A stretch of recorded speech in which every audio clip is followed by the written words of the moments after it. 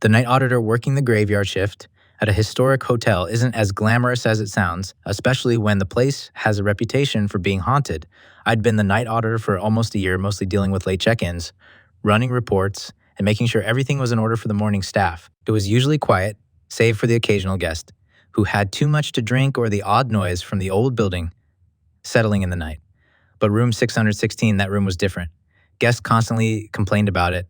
Strange noises, cold drafts, objects moving on their own. Some refused to stay the night, demanding to be moved to another room while others checked out early without explanation. The housekeepers hated cleaning it, and the maintenance crew swore there was nothing wrong with the heating or electrical systems despite the frequent malfunctions. Since yet, every time I'd walk past the door during my rounds, just like any other room, until the night I decided to check it out for myself. It was a slow shift, and room 616 was vacant. The complaints had become almost routine by then, but curiosity got the better of me. Around 2 a.m., I grabbed the master key and made my way up the creaky old staircase to the 6th floor. The hallway was quiet, the carpet muffling my footsteps as I approached the door. I hesitated for a moment, feeling an odd chill in the air, then unlocked the door and stepped inside. At first glance, the room looked perfectly normal standard king bed, desk chair, the usual hotel fare, but the temperature was noticeably colder than the rest of the hotel and the air felt thick, like the room hadn't been used in years. I walked over to the thermostat, but it was set to the same temperature as the rest of the building. That's when I noticed something else, the faint smell of old perfume, like the kind my grandmother used to wear. I started walking around the room, trying to shake off the growing unease. As I approached the bed, I heard it, a soft creaking like the floorboards shifting under someone's weight. I froze, listening. It stopped. Then, just as I took another step, the bedside lamp flickered, casting strange shadows across the room. That's when the whispers started. Faint at first, just a hushed murmur. That could have been the wind outside, but they grew louder, clearer, a woman's voice, speaking words I couldn't understand. My heart pounded in my chest as I backed away toward the door, but something caught my eye. The dresser mirror. It was fogging up like someone was breathing on it. Then, slowly, letters began to form, written by an invisible hand. Help me. I bolted from the room, slamming the door behind me, my breath ragged. But as I stood in the hallway, trying to make sense of what I'd just seen, the lights above me flickered, and a loud creak echoed through the walls as if the hotel itself was shifting. I ran back down to the lobby, heart racing, desperate for some rational explanation. But that night wasn't over. I started digging into the hotel's history, asking around, checking old files. What I found left me cold. Room 616 had a dark past over the years. There had been a string of unsolved disappearances, and even a few murders linked to that very room, guests who checked in but never checked out. A woman was last seen entering the room with her husband decades ago, but only he emerged, claiming she had vanished in the middle of the night. No one ever found her. The more I uncovered, the more the hotel seemed to react. The lights in the lobby flickered erratically, and the old walls groaned like something was stirring deep within the building. At one point, the elevator doors opened on their own, despite no one pressing the button. Then came the cold draft that swept through the lobby, chilling me to the bone. I wanted it to stop. Every instinct screamed at me to leave it alone, but I couldn't. Whispers from room 616 were still in my head, and I needed to know what had happened in that cursed room. That's when I realized the spirits weren't just haunting the hotel, they were haunting me. The next night, I was alone at the front desk when the phone rang. It was from room 616. My blood ran cold as I stared at the phone, letting it ring, knowing no one had checked in. Finally, I picked it up, my hand shaking. On the other end, there was only static, followed by a faint, familiar whisper, help me. I never went back into room 616. And after that, I quit a few weeks later. But sometimes, late at night, I still hear the whispers in my dreams, and I wonder what would have happened if I hadn't walked out of that room when I did. I guess some secrets were never meant to be uncovered. Alone in the warehouse, working the night shift in a massive warehouse on the edge of town had always been uneventful. It was just me, surrounded by rows and rows of crates, forklifts parked in their designated spots, and the distant hum of machinery that kept the place running. My job was simple: monitor the building, check the security cameras, and make sure everything was in order. Most nights, I'd pass the time by listening to music or scrolling through my phone. It was quiet, almost peaceful, until it wasn't. It started with a noise. A rhythmic banging deep within the warehouse, so faint at first that I thought it was just part of the building settling, but night after night, it grew louder, more distinct. Bang, pause, bang, pause. It was always in the same pattern, like someone was hitting something heavy. Figuring it was just a loose piece of machinery, I decided to investigate. One night, flashlight in hand, I made my way through the rows of stacked boxes, following the sound. The air felt colder the deeper I went into the building, and the rhythmic banging grew louder, echoing through the steel beams. But when I reached the source, there was nothing. No machinery out of place.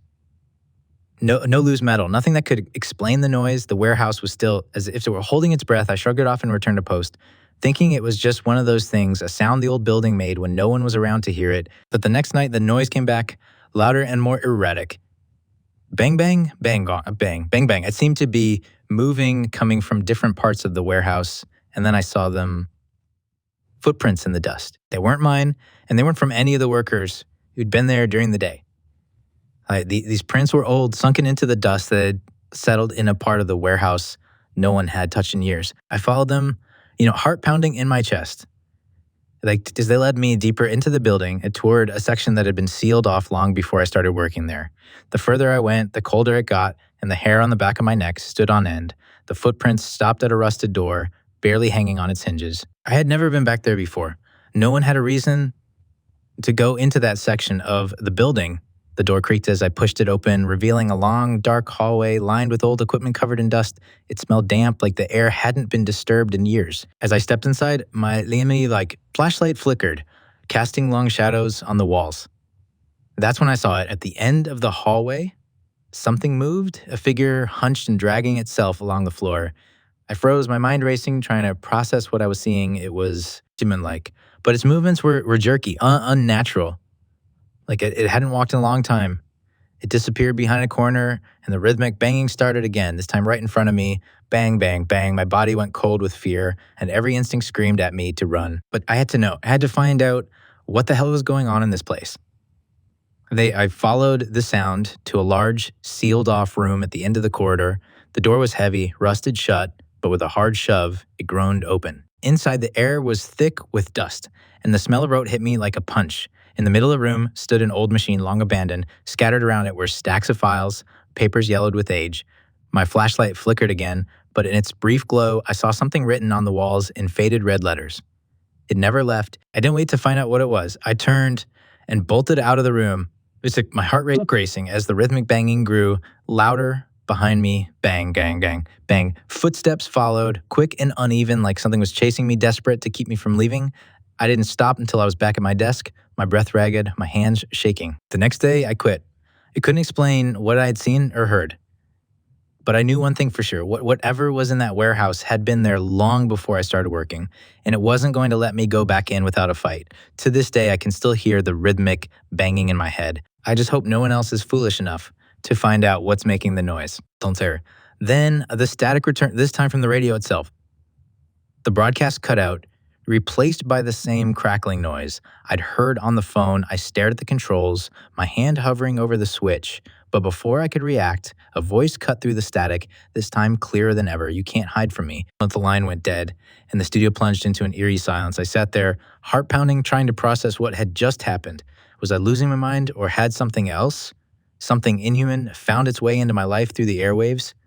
That night, I left the station and never came back. The call stopped, but the whispers, they still come to me in the dead of night, when the world is quiet and I'm alone with my thoughts.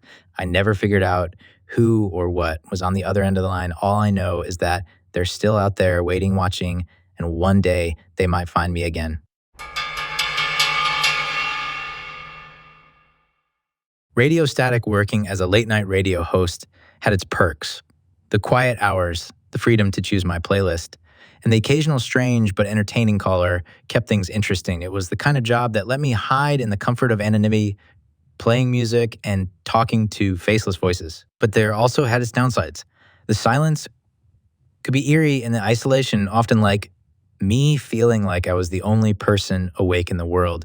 It was during one of these lonely shifts that things started to change. It began with a simple phone call. "Hey man," the voice on the other end said, casual, almost friendly. "I love your show. I've been listening for years."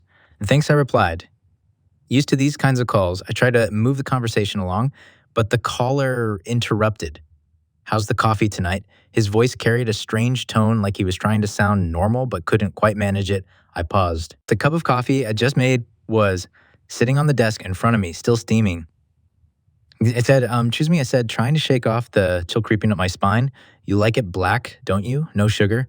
The man's voice crackled over the line, the words distorted by a sudden burst of static. I glanced around the studio. There were no cameras, no one else in the building. Who is this? I demanded, but the line went dead before I could get an answer. I brushed it off as a prank. Weird calls happened from time to time, especially in the dead of night. But over the next few days, the calls became more frequent and the voice on the other end became more unsettling. I remember that night in 2015. You were driving home late. There was that accident on the highway. You were lucky to make it out. My breath caught in my throat. No one knew about that. I hadn't told anyone, not friends, not family. It was a near miss, something I'd buried in the past, but somehow this stranger knew. The hairs on my neck stood up as I sat frozen, unable to respond. And that fight you had with your ex. The voice continued, cold and methodical. It got pretty ugly, didn't it? I slammed the phone down, heart racing. Whoever this person was, they were getting too personal. But the calls didn't stop. Every night, just after midnight, the phone would ring and the voice on the other end would drag me deeper into a nightmare, recounting more details from my past things. No one could possibly know. The background noise grew more disturbing too. It wasn't just static anymore. There were whispers, faint at first, but growing louder with each call. Sometimes I could hear what sounded like distant screaming. It buried beneath the crackle of the line. I started losing sleep, the fear of what the next call would bring gnawing at me. One night, as I sat in the darkened studio, the phone rang again. My hands trembled as I picked it up. I've been waiting for you. The voice said, softer this time, almost a whisper. Who are you? I demanded, my voice shaking. I'm closer than you think. The phone line went dead again, but the whispering didn't stop. It wasn't coming from the phone anymore. It was coming from the room. I spun around in my chair, the small studio suddenly feeling suffocating. The air was thick, the kind of oppressive silence that presses down in your chest. The whispers grew louder, echoing in the room, but no one was there. Don't stare. Then the static returned, this time from the radio itself. The broadcast cut out, replaced by the same crackling noise I'd heard on the phone. I stared at the controls, my hand hovering over the switch. But before I could react, a voice cut through the static, this time clearer than ever. You can't hide from me. The line went dead, and the studio plunged into an eerie silence. I sat there, heart pounding, trying to process what had just happened. Was I losing my mind, or had something else, something inhuman, found its way into my life through the airwaves? That night, I left the station and never came back. The call stopped, but the whispers, they still come to me in the dead of night when the world is quiet and I'm alone with my thoughts. I never figured out who or what was on the other end of the line. All I know is that they're still out there waiting, watching, and one day they might find me again.